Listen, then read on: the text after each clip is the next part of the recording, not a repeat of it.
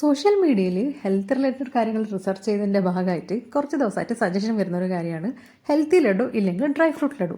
അപ്പോൾ ഞാനൊന്ന് ഉണ്ടാക്കി നോക്കാമെന്ന് വിചാരിച്ചു. അപ്പോൾ ഇതിൽ ഞാൻ കൃത്യമായിട്ട് അളന്നൊന്നും എടുത്തിട്ടില്ല, ഏകദേശം എനിക്ക് കിട്ടുന്ന ക്വാണ്ടിറ്റി വെച്ചിട്ടാണ് ഞാൻ എടുത്തത്. അപ്പോൾ ഒരു പാത്രത്തിൽ കുറച്ച് നെയ്യ് എടുക്കുക, അതിലേക്ക് കട്ട് ചെയ്ത ബദാം ആഡ് ചെയ്ത് കൊടുക്കാം, കട്ട് ചെയ്ത കാഷ്യൂ ആഡ് ചെയ്ത് കൊടുക്കാം. പിന്നെ ഓൾറെഡി ഞാനൊന്ന് ചൂടാക്കിയെടുത്ത് അതിൻ്റെ തോല് കളഞ്ഞ് പീനട്ട് ഇട്ട് കൊടുത്തിട്ടുണ്ട്. പിന്നെ കുറച്ച് sunflower seed, flax seed, pumpkin seed, കുറച്ച് ചിയ സീഡ്, പിന്നെ കുറച്ച് കസ്കസും. അപ്പോൾ എല്ലാം കൂടി ഇട്ട് നന്നായിട്ടൊന്ന് ചൂടാക്കിയെടുക്കണം. അതിനുശേഷം നമുക്ക് കുറച്ച് ഈത്തപ്പഴം ഒന്ന് കുരുവൊക്കെ മാറ്റിയിട്ട് ഒന്ന് മിക്സിയിൽ ജസ്റ്റ് ബ്ലെൻഡ് ചെയ്തെടുക്കുക. എന്നിട്ട് ഒരു പാനിൽ കുറച്ച് നെയ്യ് ഇട്ടിട്ട് ഈത്തപ്പഴം അതിലിട്ട് കൊടുത്തിട്ട് ഒന്ന് ചൂടാക്കിയെടുക്കണം.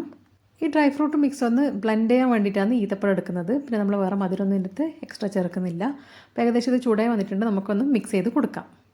ഇത് വെച്ചിട്ട് ആക്ച്വലി രണ്ട് സാധനം ഞാൻ ഉണ്ടാക്കുന്നത്. ഒന്ന് ഇതിൻ്റെ ഒരു ലഡു, അതല്ലാണ്ട് ബാക്കി ഞാൻ അത് പൊടിച്ചിട്ട് പൊടിയായിട്ട് മാറ്റി വെക്കുന്നുണ്ട്. അപ്പോൾ ഇത് നമുക്ക് ലഡു വെക്കാൻ വേണ്ടിയിട്ട് കുറച്ച് കയ്യിൽ നെയ്യൊന്ന് പുരട്ടി കിടക്കാം. അപ്പോൾ ഇത് ചൂട് ഏകദേശം ആറുന്നതിൻ്റെ മുന്നേ ആയിട്ട് തന്നെ ഞാൻ ഇത് അതിൻ്റെ ബോൾസാക്കി എടുക്കുന്നുണ്ട്. അപ്പോൾ ഏകദേശം ഇതാ ഈ ഒരു രീതിയിലാണ് നമ്മൾ ഹെൽത്തി ലഡു ഉണ്ടാവുന്നത്. ഈവനിങ് സ്നാക്കായിട്ട് നമുക്ക് ചായൻ്റെ കൂടെ ഈ ഒരു ലഡു കഴിച്ചാൽ മതി. ഏകദേശം അന്നത്തേക്കുള്ള എല്ലാം അതിലടങ്ങി തന്നെ പറയാം.